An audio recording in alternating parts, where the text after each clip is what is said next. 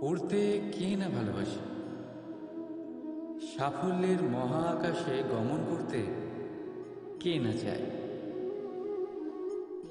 সবাই চায়। সবাই চায় যে এই সংসারে তাদের নাম, তাদের পরিচয় সব থেকে ওপরে থাকবে, যে তাদের নাম ইতিহাসে স্মরণীয় হয়ে থাকবে। কিন্তু সবার নাম ইতিহাসে লেখা হয় না। কিছু মানুষ নাম অর্জন করেও অনামী রয়ে যান। কেন? কারণ তারা এই ধরিত্রীর সাথে সম্পর্ক ভেঙে দেয়। ভুলে যান এই কথাটা, যে উড়ান সম্পূর্ণ হওয়ার পরে ধরিত্রী তাদের বিশ্রাম দেবে, যে তাদের কীর্তিতে যারা বাহবা দেন, যারা প্রশংসা করেন, তারা পৃথিবীতেই থাকেন। আর এই পৃথিবীতে থাকা মানুষই ইতিহাস রচনা করে।